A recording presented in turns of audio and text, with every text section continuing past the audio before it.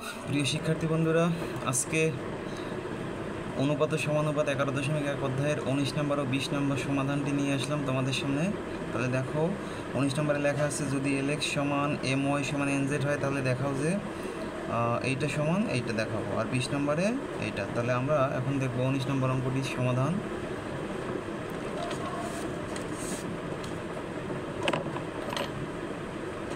তাহলে দেখো, 19 নম্বরে দেওয়া আছে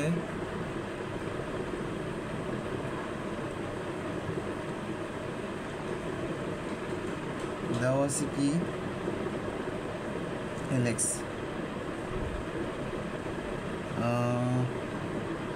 দেওয়া আছে না, এটা মনে করতে হবে যে মনে করি LX সমান হচ্ছে MY সমান NZ ইকুয়াল K। একটা বিষয় এখানে তোমরা খেয়াল করো যে এখানে বলছে যদি এটা সমান হয় তবে দেখাইতে হবে এটা, তাহলে অবশ্যই আমরা এটা সমান কি ধরবো, K ধরবো। তাহলে K যদি হয় তাহলে এখন তোমরা দেখো প্রত্যেকটা সমান কি হবে, K হবে।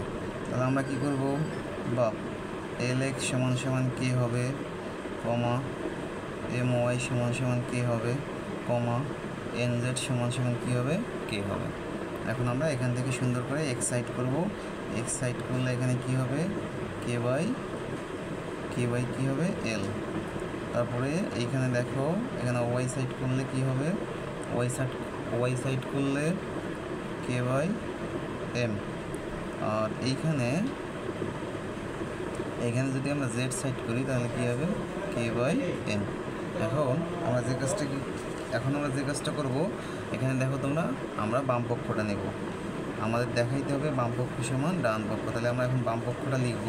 বাম পক্ষটা কী ছিল, লেফট সাইডে কী ছিল, লেফট সাইডে তোমরা দেখো এক্স স্কোয়ার, লেফট সাইডে ছিল এক্স স্কোয়ার বাই হচ্ছে ওয়াই জেড, তারপরে প্লাস ওয়াই স্কোয়ার বাই হচ্ছে জেড এক্স, তারপরে প্লাস কি আছে, প্লাস হচ্ছে জেড স্কোয়ার বাই কি ছিল এক্স ওয়াই।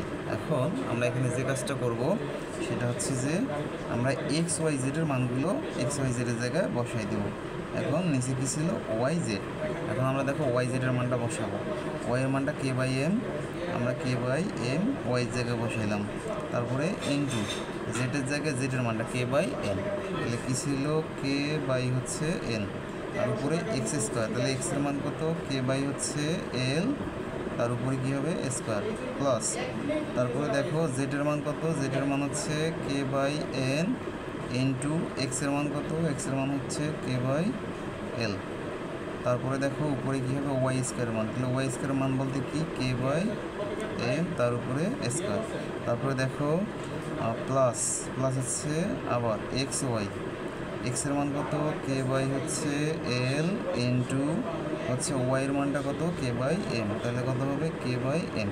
এখানে আমরা কি করব, উপরে দেখো জেড স্কোয়ার বলতে কি K বাই N বসাবো, তার উপরে স্কোয়ার। এখন একটা বিষয় তোমরা এখানে খেয়াল করো যে উপরে K স্কোয়ার বাই হচ্ছে L স্কোয়ার বাই নিচে দেখো কে গুণ করলে কি হবে, K স্কোয়ার, আর নিচে এম আর এন গুণ করলে M আর N। তারপরে যে প্লাস দিলাম K স্কোয়ার বাই হচ্ছে M স্কোয়ার, উপরে নিচে কত হবে, কে গুণ করে K স্কোয়ার, নিচে হবে N L। তারপরে প্লাস এখানে কি হবে, উপরে K square by N square, নিচে দেখো কে গুণ করলে কি হবে, K স্কোয়ার L M। এখন আমরা কি করব, আমরা এখন খুব সুন্দর করে এখানে ব্যস্তকরণ করে দেব। তাহলে দেখো K square by L square, আমরা মূল ভগ্নাংশটাকে গুণ চিহ্নে যদি রূপান্তর করি, উপরে K স্কোয়ার L স্কোয়ার ঠিক থাকবে, এখানে ভাগ চিহ্নটাকে গুণ চিহ্নে রূপান্তর করলে নিচের মানটা উল্টে যাবে, উপরে যাবে MN আর নিচে যাবে কি K স্কোয়ার, তারপরে প্লাস, তারপরে আমরা প্লাস দিলাম। আবার এখানেও মূল ভগ্নাংশটাকে গুণ চিহ্নে রূপান্তর করব, তাহলে উপরে K square by M square ঠিক থাকবে, K square by M square ঠিক থাকলেও এই ভাগ চিহ্নটাকে গুণ চিহ্নে রূপান্তর করলাম, এই মানটা উল্টে যাবে, উপরে কি থাকবে NL আর নিচে যাবে K স্কোয়ার। তারপরে আবার এখানে প্লাস চিহ্নটা ঠিক থাকবে, এখানে ভাগ চিহ্নটাকে গুণ চিহ্নে আমরা রূপান্তর করব। তাহলে কী হবে দেখো, কে স্কোয়ার বাই এন স্কোয়ার ঠিক থাকবে, কে স্কোয়ার বাই এন স্কোয়ার ঠিক থাকলেও ভাগ চিহ্নটাকে গুণ চিহ্নে রূপান্তর করলে এ মানটা উঠে যাবে, উপরে যাবে এল এম। উপরে যদি এল এম যায় তাহলে নিচে কী হবে, কে স্কোয়ার। তাহলে এখন তোমরা একটু দেখো, খেয়াল করো বিষয়টা, আমরা একটু কাটাকাটি করবো। কে স্কোয়ার কেটে যাবে, এখানে কে স্কোয়ার কেটে যাবে, এখানে কে স্কোয়ার কেটে যাবে। তাহলে থাকবে কি, তোমরা একটু দেখো তো, উপরে থাকবে এম এন, উপরে থাকবে এম এন, আর নিচে কী হবে, এল স্কোয়ার। তারপরে প্লাস এখানে দেখো এন এল থাকবে, এন এল, নিচে কী হবে, এম স্কোয়ার। তারপরে প্লাস এখানে কী আছে, এল এম বাই হচ্ছে কি এন স্কোয়ার। তাহলে এখন তোমরা দেখো আমাদের আসলে অঙ্কটা মিলে গেছে। তোমরা দেখো তো এখানে বাম পক্ষ সমান ডান পক্ষ এটা দেখাইতে হবে যে M N by L square plus N L by M square plus L M by N square. এখন এইটা আমাদের এখানে দেখো হয়ে গেছে, মিলে গেছে। তাহলে সমান সমান কী হবে, সমান সমান হচ্ছে ডান পক্ষ দেখাইতে বলছে, তাহলে কি হয়ে গেল, শুট। ডান পক্ষ আমরা যেহেতু ইংরেজি শুরু করছি লেফট সাইড, তাহলে এটা হবে রাইট সাইড, তাহলে শুট। ঠিক আছে, আশা করি তোমরা বুঝে ফেলছো। এবারে আমরা কত নম্বর অঙ্কটা দেখব, এবারে আমরা 19 নম্বর অঙ্কটি দেখব। তাহলে তোমরা দেখো, সরি 19 নম্বর তো হয়েই গেছে, এখন আমরা 20 নম্বর অঙ্কটা দেখব। 20 নম্বর অঙ্কের মধ্যে বলছে কি, P by Q A square by B square হলে আবার এটা যদি হয় তাহলে দেখাইতে হবে এটা সমান এইটা। এখন আমরা এটা কি করব, দেওয়া আছে যে দুটো জিনিস, সেই দুটো এখন আমরা লিখে নেব। 20 নম্বর দেওয়া আছে, কি দেওয়া আছে, প্রথমে দেওয়া ছিল পি বাই কিউ সমান সমান এ স্কোয়ার বাই হচ্ছে বি স্কোয়ার, এবং আরেকটা কি ছিল, এ বাই বি সমান সমান রুট ওভার এ প্লাস হচ্ছে কিউ, আর একটা কত, রুট ওভার এ মাইনাস হচ্ছে কিউ। এখন আমরা যে কাজটা করব, প্রথম যে মানটা আছে, সুতরাং পি বাই কিউ সমান সমান এ স্কোয়ার বি স্কোয়ার, এটা নিয়ে আমরা এখন কাজ করব। দেখো কি হবে, বা পি বাই কিউ ঠিকই থাকবে সমান সমান, এখানে এ আর বি লিখলাম, স্কোয়ারটা বাইরে দিলাম। তারপরে দেখো, বা পি বাই কিউ ঠিক থাকবে, এটা কিউ, পি বাই কিউ ঠিক থাকবে। এখানে দেখো এ বাই বির মান কত, root over A plus Q by root over A minus Q.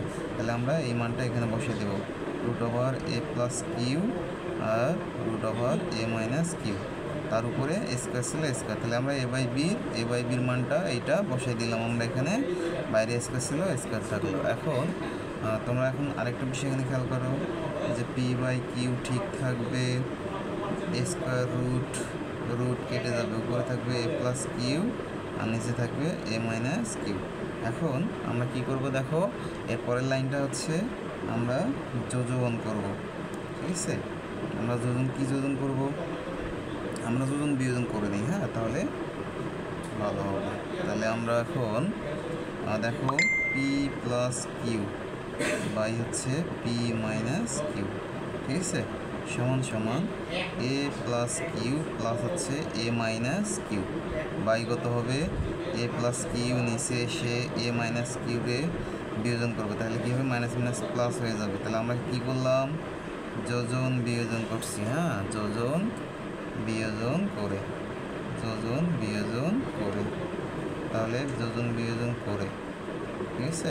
এখন আমরা কী করব, দেখো তারপরে বা পি প্লাস কিউ ঠিক থাকলো, পি মাইনাস কিউ ঠিক থাকলো, এখানে দেখো মাইনাস কিউ প্লাস কিউ কেটে যাবে, আর এখানে মাইনাসে প্লাসে কেটে যাবে, তাহলে কি থাকবে, উপরে 2a আর নিচে 2 একটা কিউ দুইটা কিউ, এখানে 2 কেটে যাবে, 2 যদি কেটে যায়, তাহলে দেখো কি হবে, এর পরের অংশটা এইখানে দেখাই তোমাদের এই সাইডে, হ্যাঁ।